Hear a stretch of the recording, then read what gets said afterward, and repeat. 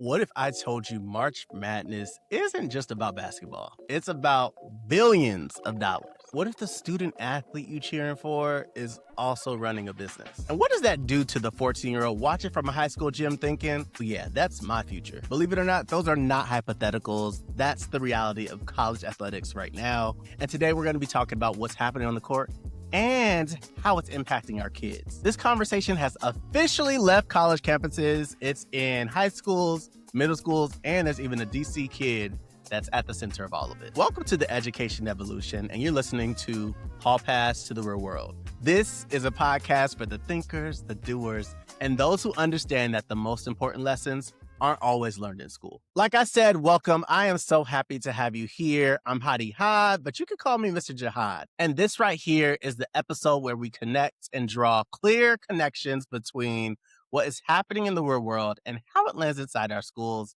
and our kids. Because believe it or not, it's all connected every time. Now, really quick. At the Education Evolution, we believe in saying goals out loud so they can live. And we also believe in saying them no more than 3 times. So this is it, the last time, final answer. 600 YouTube subscribers is what we are aiming for by the end of March, because apparently y'all didn't believe us and didn't want to support us in January, February. So we need you to stop what you're doing and hit that subscribe button right now. And please also share or send this to somebody who needs to hear it, because that is how we grow this thing together. Okay, now let's get into it. So every year around March Madness, some of y'all are probably like, what is March Madness, Jihad? March Madness is the NCAA's annual college basketball tournament. It's for the men's and women's, where about 68 teams compete in a single elimination bracket every spring. It's the biggest stage in college sports, and it generates billions of dollars in revenue and turning players into overnight stars. And now with NIL, that's what I'm here to talk to you about today. So since 2021, NIL became a thing. And for anybody who needs a quick breakdown of what NIL stands for, it stands for name, image, and likeness. The Supreme Court ruled in NCAA v. Austin that college athletes could finally profit off of their own name, image, and likeness. And honestly, who didn't think that this was coming? Because think about what was happening before that ruling is these programs, we're talking about football, basketball, all the sports. They were generating billions of dollars every single year. These coaches were pulling in multi-million-dollar salaries, stadiums were being built, TV deals were being signed, and athletes, they were at the center of it all, but not collecting a dime off of these opportunities. They were, of course, given scholarships and told that that was enough, but was it? Because the math was not mathing for me. It just always felt like free labor that was kind of dressed up as opportunity. And so when NIL passed, I was glad, because it kind of felt like athletes were going to finally be able to get their portion of the pie. But I also had a concern. And that concern was not about the athletes themselves. It was more so about when money enters a system that was not built to protect the people that are receiving it, who is going to be making sure that the money actually gets to the athletes and doesn't get filtered through some type of third party? And then also, who's going to be reviewing these contracts and who is in the athlete's corner supporting them to make sure that they have everything that they need? And believe it or not, even though that this has been in existence since 2021, that concern still lives today. And it gets even more complicated when you realize this. The NIL conversation is no longer just about college athletes. It's moved down into high schools, into middle schools, and even into the rec leagues on Saturday mornings right here in the DMV. And that's the story that I'm going to be speaking to about today, is Kaden and his mother. And last summer, June 2025, the New York Times published a profile on a young man named Kaden Coleman-Bennett. He is a DC kid right here in my backyard. And at the time the article was written, Kaden was 14 years old and he was an 8th grader. And he was already considered one of the most recruited youth football players in the country. Fast forward to today, and he's now a freshman at DeMatha Catholic High School and already signing NIL deals. But before we get into any of that, I need you to understand where the story starts, because it doesn't start with a contract or a brand deal. It starts when Kaden was only 10 years old. And according to the New York Times, youth football coaches were approaching his mom with envelopes full of cash, thousands of dollars, not a check, not a wire transfer, cash, y'all, and an envelope to get a 10-year-old boy to come play for their teams. And so I just want you to sit with that image for a second, because I don't know if you like me, but that's wild. Like, what? Come give that money to me. As you can see, they weren't coming up to talk to moms about practice or player development. They were just trying to give her money. And she said no every single time because none of it was legal at the time. And she was not about to let anything put a shadow over her son's future before it had even gotten started. Now, I have deep respect for his mom making that decision because it does take real vision to be able to turn down money because you believe in something bigger down the road. But I also want to be honest about something because I think it matters. Not every parent is going to say no to that type of envelope. And let me be real, sports are expensive. Travel teams, equipment, private training, them tournament fees, they add up fast. And so for a lot of families, that envelope represents real relief. And so I understand a parent who may want to take the money, trying to do what's best for their kid in the moment, even if it was not the ethical call at the time. So that pressure should not ever have even been placed on families in the first place, is what I'd like to even enter that into the conversation. And here's the thing that I keep coming back to. NIL did not create money in youth sports. The money was already present, as you can see. The recruiting was already happening. The pressure on these families was already real. NIL just was the opportunity to make it legal. And it took what was happening underneath the table and brought it to the forefront. And that's what kind of changed everything, is this NIL. So fast forward 4 years, NIL is legal and Kaden is using it. So according to the Times, he signed sponsorship deals with a local fashion brand and an athletic gear company.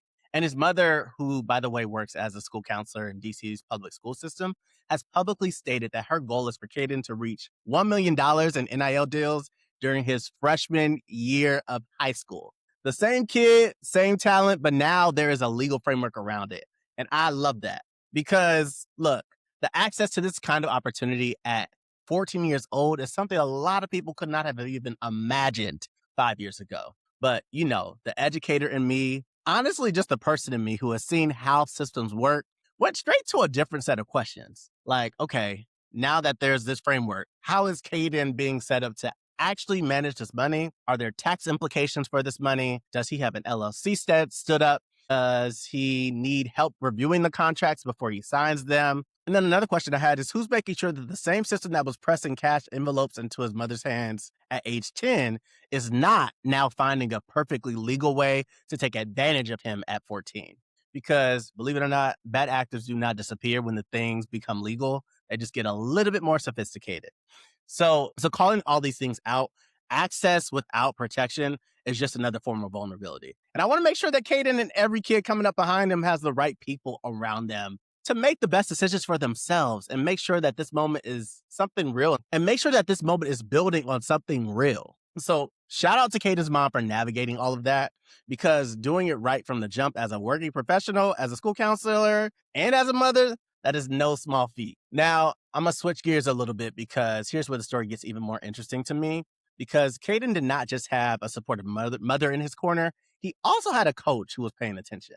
His middle school coach, Mike Sharif, has built one of the most successful middle school football programs in Washington, D.C. The New York Times reported that over more than 2 decades, Coach Sharif has compiled a record of 192 wins and 25 losses, 9 city championships, and 7 players who went on to the NFL.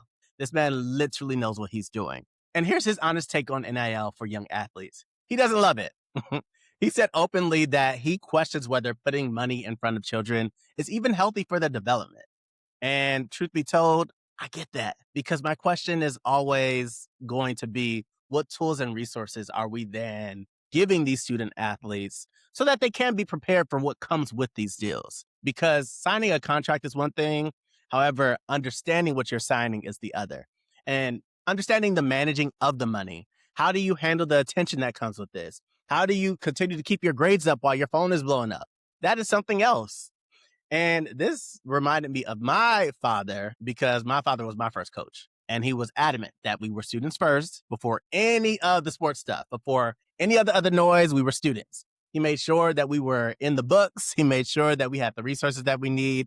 And he held us to that standard no matter what was happening around us. And this is exactly what I see in Coach Sharif, because instead of just having an opinion and leaving it there, he built something. And so, according to the Times, his players are required to open savings accounts. They are required to sit down with a bank representative. They are required to pass a financial competency test. And they even get media training. So you can see him being intentional about ensuring that they are learning how to manage their presence in all of these different spaces. And he even makes sure that if a player of his signs an NIL deal, they must maintain a 3.5 GPA, non-negotiable. That's what got me. And it kind of just showed to me that Coach Sharif is just not only a coach that's focused on his players running plays on the field, but he's an educator who looked at a changing world and said, oh, yeah, my job is not to shield these kids from what is coming. My job is to make sure that they are ready for it when it arrives. But as you know, Jihad always has a concern. And so not every student has a Coach Sharif.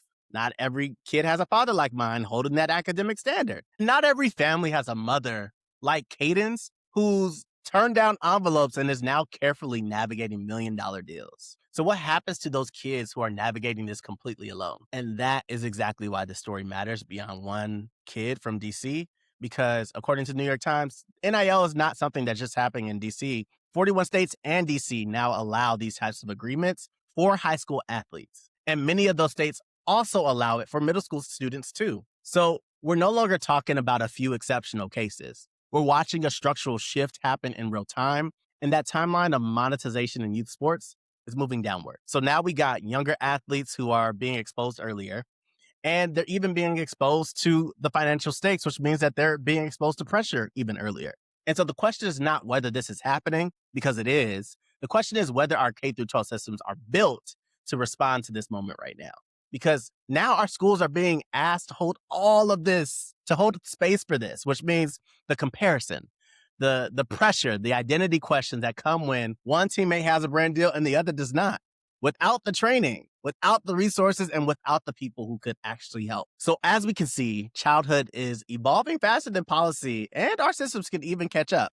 We went from the envelopes in the parking lots to these 360 deals, which we hope are not 360. We went from the whispered recruiting deals that never actually happened to 7-figure goals in our freshman year of high school. And from a conversation that lived exclusively on college campuses to these decisions that are happening in middle school hallways in Washington, D.C. and other cities as well. So here's where I land on all of this. I see this as an opportunity, right? For a long time, there has been a real question about whether our education systems are keeping up with the real world that our students are actually living in, whether what we are teaching is relevant to the lives that they're going to build, whether school is preparing them for the future or just the past. NIL is a way that that question is being put directly in front of us to not be able to ignore it. And the truth of the matter is these kids need to understand contracts, taxes, brand management, media presence, LLC structures,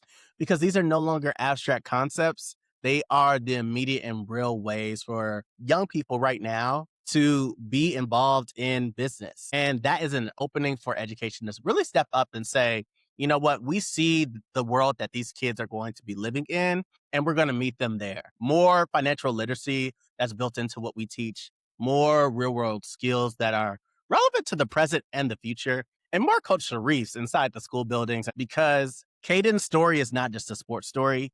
It's a signal, and I hope our systems are paying attention. Now, I got to hear from you on this one. Do you think that middle school athletes should be allowed to sign NIL deals? Should financial literacy be mandatory in athletic programs, not optional, but mandatory? And is NIL genuinely expanding opportunity for young people, or is it accelerating the pressure that kids are already feeling? Please let me know your thoughts below in the comments. And like I said before, if you made it this far and you are still not subscribed, please make sure that you subscribe before you leave this video and help us get to 600. That's the last time I'm going to say it for real this time. And while this message is for the students, I want this to be for everybody, because I think it's important to know that your talent can open doors, but your education, that's what keeps them open. Develop your game and develop your mind. Until next time, peace.